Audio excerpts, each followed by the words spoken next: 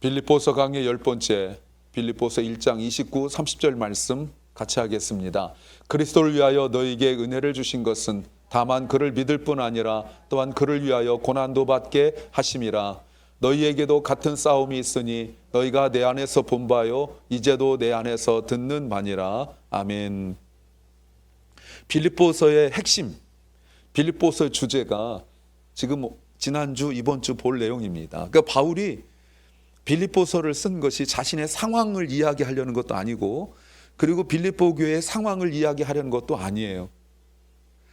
바울은 이 이야기를 하고 싶었죠. 27절 말씀에 오직 너희는 그리스도 복음에 합당하게 생활하라. 이것은 지난주 말씀드렸지만 윤리나 도덕의 문제가 아니에요. 이것은 마치 그때 당시에 전쟁터에 나가서 싸우는 로마 군인들의 모습으로 신앙생활을 전쟁하듯이 하라고 말하고 있는 것입니다. 이때 전쟁은 로마 군인들이 싸우는 여러 가지 모습이 있겠지만 그 중에 한 가지가 무엇이냐면 한 마음과 한 뜻으로 말하고 있는 거예요. 오직 너희는 그리스도 복음에 합당하게 생활하라. 여기에는 27절부터 30절까지가 하나의 단락인데 한 가지 목적과 두 개 이유가 나옵니다. 여러분 28절 말씀에 이렇게 말씀하고 있죠. 바울이 말하는 한 가지 목적이 무엇이냐면 아무 일에든지 너희가 대적하는 데 인하여 두려워하지 않는 그 일을 내가 듣고 싶다라고 말하는 거예요.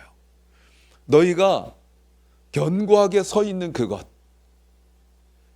27, 28절 같이 보는 건데 너희가 견고하게 서 있는 그것을 보고 싶다, 그 말입니다. 바울은 듣고 싶어요. 27절 말씀 다시 보시면 27절에 오직 너희는 그리스도 복음에 합당하게 생활하라 하면서 이는 내가 너희를 가보나 떠나 있으나, 바울의 상황에 따라 달라진다 할지라도 너희는 일심으로 견고하게 서서 한 뜻으로 복음의 신앙을 위하여 협력하는 것이라고 말하고 있습니다. 여기서 너희가 일심으로 라고 말할 때 NIV는 원 스피릿이라고 말하고 대문자로 일부러 쓰고 있어요. 한 영으로. 로마 군인들은 일렬로 서서 방패로 가리고 창을 놓고 내가 무너지면 우리 부대가 다 무너지고 우리 부대가 무너지면 나라가 멸망할 것이라는 그런 마음을 가지고 전쟁에 나가 싸웁니다. 우리는 그 이상이에요. 우리는 내가 주저하거나 내가 머뭇거리거나 그리고 내가 피하거나 이러면 나는 살아날지 모르지만 우리 부대가 멸망할 뿐만 아니라 우리 교회가 멸망하고 우리 교회가 멸망할 뿐만 아니라 공동체가 다 멸망해 버리는 거죠. 전쟁 용어 여러분. 교회가 복음의 진리 안에서 하나 되어서 공동체 의식을 가지고 모두 적극적으로 참여하여서 로마 군인들이 서로 어깨와 어깨를 맞대고 전쟁터에 나가듯이 신앙생활은 그렇게 하는 거예요. 전쟁하듯이 하는 거예요. 여러분 전쟁하는데 내가 오늘 바빠서 빠지면 여기 어떻게 해요? 전쟁하러 나갔는데 지금 적군과 싸우러 나갔는데 피곤해서 주저앉으면 어떻게 해요 여러분? 나 살겠다는 겁니까?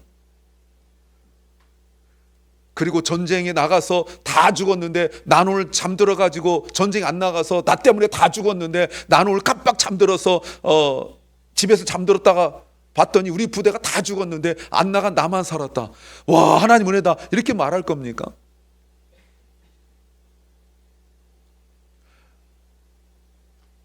여러분 서로 한마음 한뜻 된다는 것은 서로 인정하고 서로 존중하고 함께 싸우러 나가는 거예요. 복음을 위하여. 그래서 복음에 합당하게 싸워 나가는 거예요. 이거는 공동체적 노력이 필요하다 하는 것입니다. 신앙생활은 혼자 하는 것이 아니에요. 신앙생활은 함께 하는 거예요. 근데 함께 하는 것은 전쟁하는 마음으로 싸우는 거지 우리가 그저 서로 조금 마음 맞추고 뭐 두세 사람 마음 합하고 이렇게 싸우는 것이 결코 아니에요. 그러니까 교회가 이렇게 무기력한 거예요.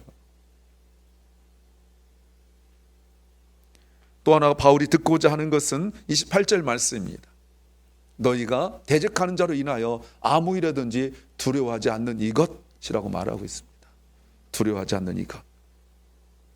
복음의 진리를 전할 때 당면하게 되는, 직면하게 되는, 맞닥뜨리게 되어지는 그 어려움들 말하는 거죠. 대적들이 있다고 말하고 있습니다. 교회를 무너뜨려 하죠. 엉뚱한 소리 하고 있죠. 굳이 네가 그렇게 싸우지 않아도 된다, 자꾸 그런 말 하지요. 피곤하면 쉬라고 말하지요. 우리로 하여금 전쟁, 로마 군인처럼 전쟁에 나가는 그 일에 집중하지 않고 자꾸 다른 일에 신경 쓰게 만드는 거지요. 우리에게 마치 싸움의 기술을 알려주는 것처럼 자꾸 엉뚱한 일에 마음을 빼앗기게 만들어서 지금 일렬로 서서 방패로 가리고 창을 들고 싸우러 나가는데 자꾸 나로 하여금 다른 일에 더 바쁘게 만들고 자꾸 다른 것에 마음을 빼앗기게 만드는, 그것이 바로 대적하는 자예요. 차라리 우리한테 막 와서 찌르고 이러면 여러분 다 알잖아요, 적군인지. 그런데 여러분 내 옆에 서서 자꾸 내 귀에다 쏙닥쏙닥 대는 거예요. 굳이 이럴 필요가 있느냐? 다른 방법이 있는데 꼭 여기 서서 싸울 필요가 있느냐라고 말하면서 나로 하여금 공동체 속에서 이탈하게 만들어요. 내 일이 가장 앞선 일 같고 이걸 먼저 해야 될 것 같은 그런 일들을 자꾸 주게 만드는 것이죠. 앞에 적군을 보고 두려운 마음을 갖게 만들고 움찔하게 만들고 쫄게 만든다, 그 말입니다. 그런데 우리가 복음에 합당하게 신앙생활하는 것이 바로 우리의 구원의 증거가 되는 거예요. 우리가 여러 가지 유혹에 있음에도 불구하고, 그럼에도 불구하고 우리가 복음에 합당하게 로마 군인처럼 싸우면서 나갈 때 저들은 멸망당할 것입니다. 여러분, 우리가 싸움 잘해서 이기는 게 아니에요. 어디에서도 우리에게 바울이 싸움수를 가르쳐 주지 않아요. 창은 높이를 15도로 들어야 된다는 등, 겨드랑이에 껴야 된다는 등 이런 말 하지 않아요. 두려워하지 말고 굳게 서서, 적군이 어떠한 모습으로 덤벼들어도 쫄지 말고 두려워하지 말고 굳게 서서, 그러면 이기는 거예요. 이 싸움은 이기게 돼 있어요. 내가 주저하지만 않으면, 나 볼일 개인적으로 보고 나 바쁘다 하고 피곤하다 하고 지친다고 이러지만 않으면, 그 자리에 서 있기만 하면 이기는 거예요. 이 싸움은 서 있기만 하면 이기는 싸움이에요. 주님이 해주시는 거예요. 왜요? 이것은 저희에게는 멸망의 증거이고 너희에게는 구원의 증거예요. 그리고 나와 있는 놀라운 말이 무엇입니까? That by God, 하나님으로 말미암아 일어난 일이에요. 하나님 이 일을 하세요. 하나님이 대적한 자를 그 하나 해결 못 하시겠어요? 그러나 하나님은 우리가 로마 군인처럼 이 일을 당당하게 맞서 싸우기를 원하시는 거죠. 물론 이것은 빌립보기의 상황이기도 해요. 대적하는 자가 3장에 남아 있는 그들의 일 수도 있고, 교회 내에 들어와 가지고 엉뚱한 소리 하는 그 사람들일 수도 있고, 물론 유대인들 여러 사람들일 수 있겠으나 중요한 것은 내 마음을 빼앗아 갈 정도의 이야기라는 거죠. 마치 하와에게 접근한 뱀처럼 말입니다. 놀랍게도 그 말이 얼마나 유혹이 강한지 우리로 하여금 일렬로 서서 로마 군인처럼 싸우러 나갈 때 자꾸 이탈해서 다른 쪽으로 가도록 자꾸 만들어요.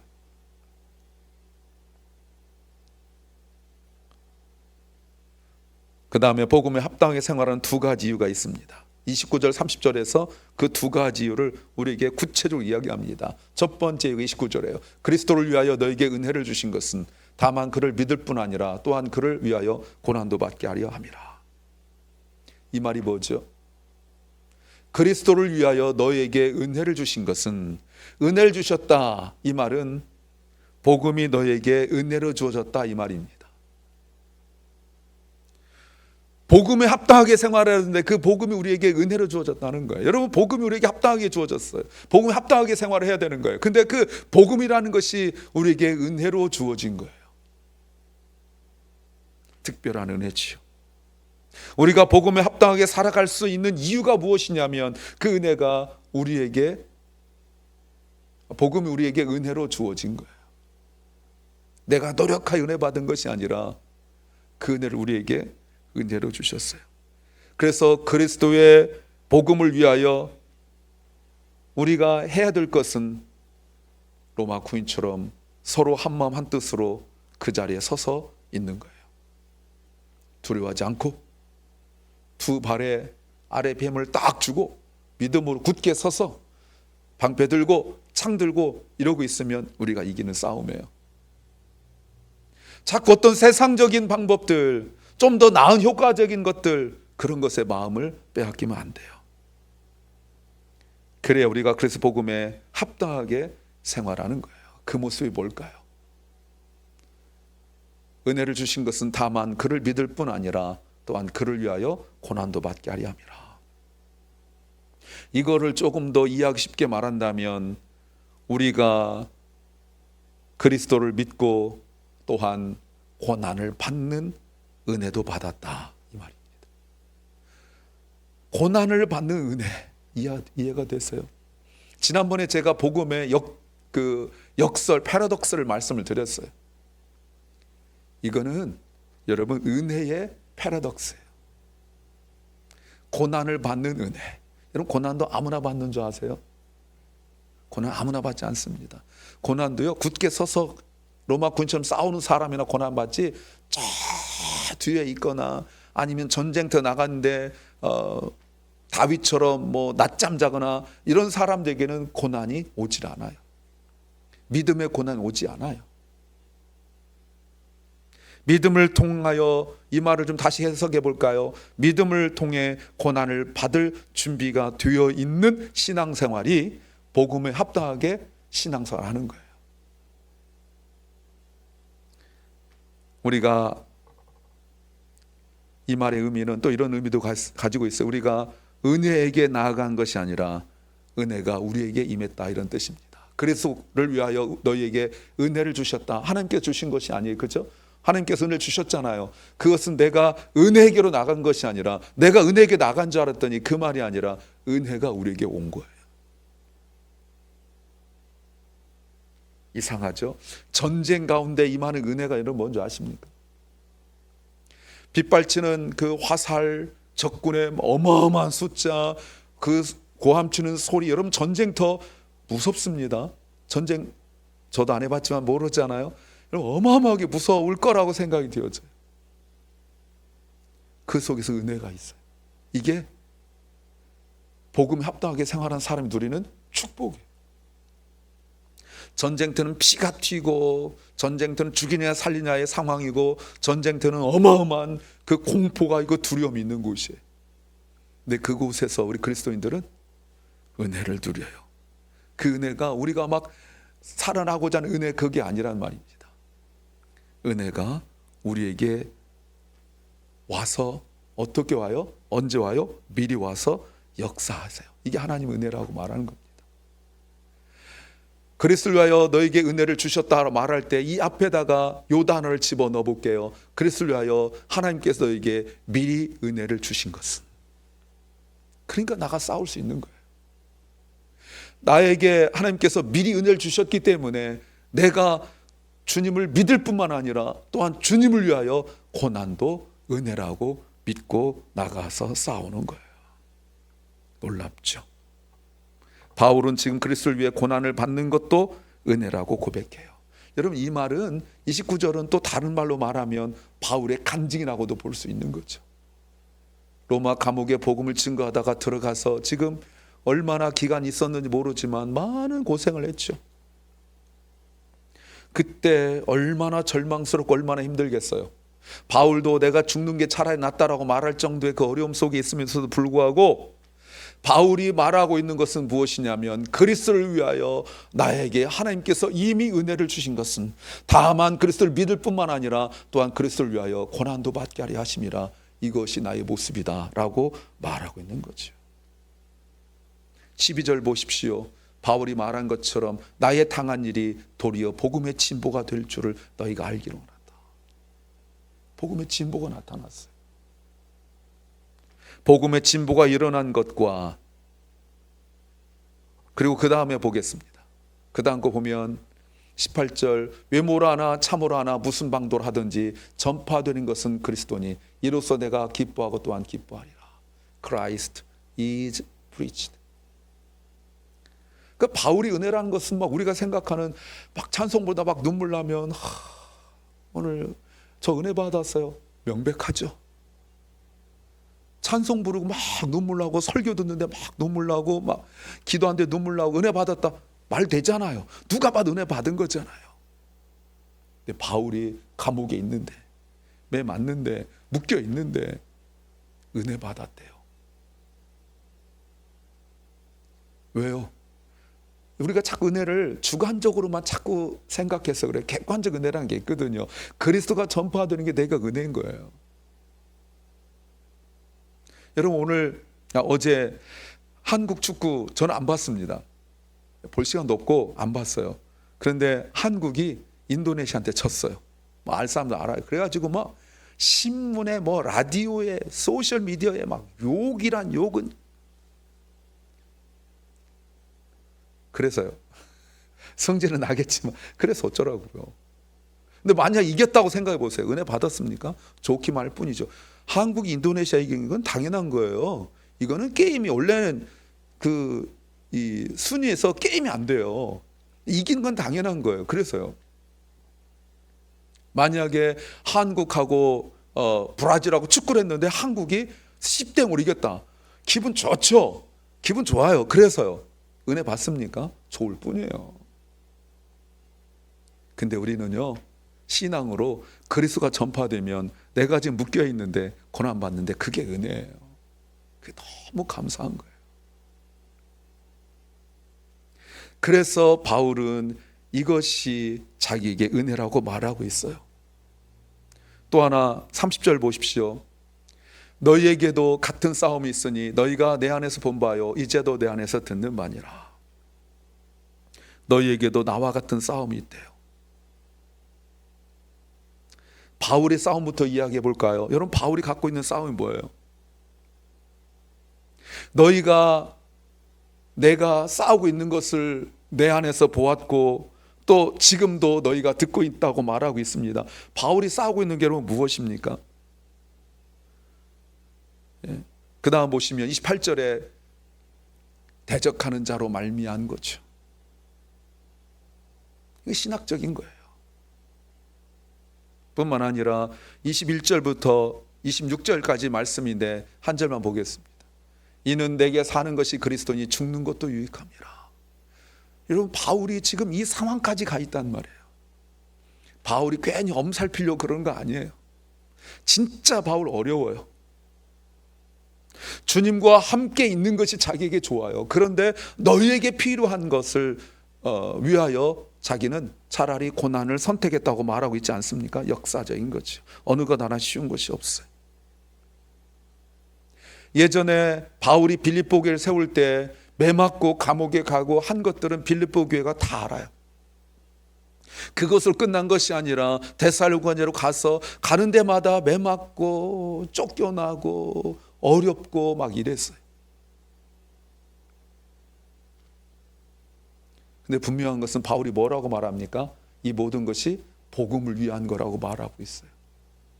분명히 매맞아서 피투성이가 되었는데 그 모욕적인 말과 짓밟힘과 그리고 어마어마한 폭력에 노출되었는데 감옥에 지금 현재도 묶여 있고 지금 뭐 복음도 마음껏 전하지 못하고 있는데 바울이 이 싸움과 이 고난과 어려움을 통해서 자신의 신세를 한탄하고 내가 왜 이렇게 힘들까? 내가 이러려고 부름받았나? 지금 제 얘기하는 게 아니라 바울 이야기하는 거예요. 바울이 이런 말 하지 않았어요.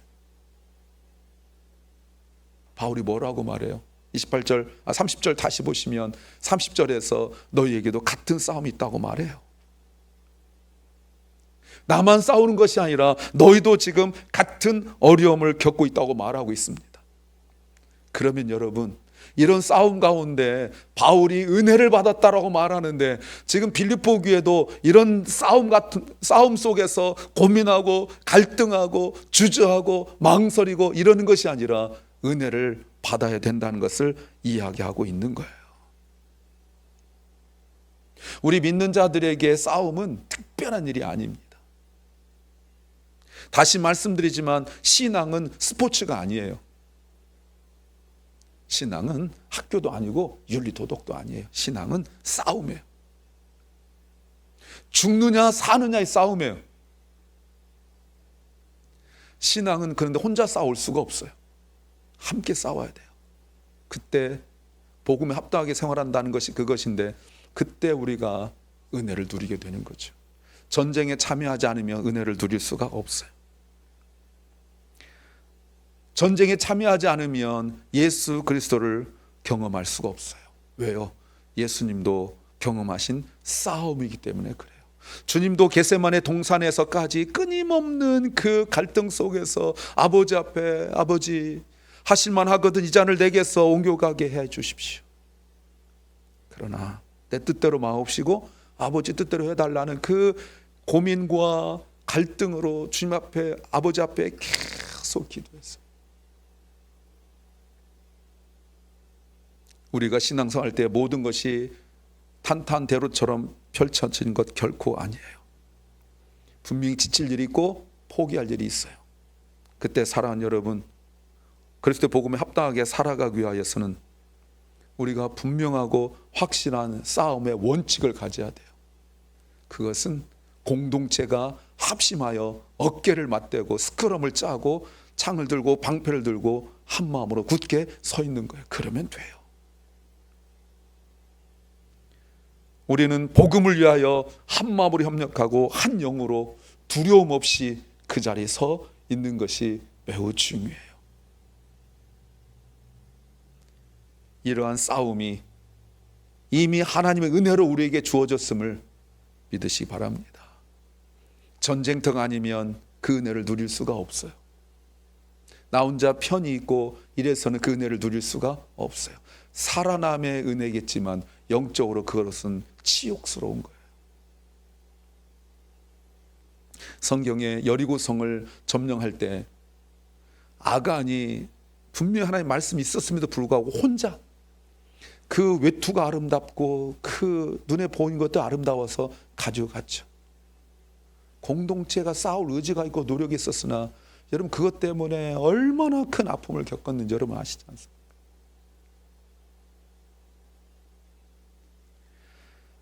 복음을 따라서 믿음으로 살 때 어려움이 있어요. 그 어려움은 싸움 같은 어려움, 이것은 전쟁 같은 어려움이에요. 이때 전쟁이 나간 로마 군인처럼 우리 공동체가 함께 한 마음으로 싸워 나갈 때 이때 하나님의 놀라우신 역사가 복음에 합당하게 생활하는 것을 통하여 주님이 영광 받으실 줄로 믿습니다.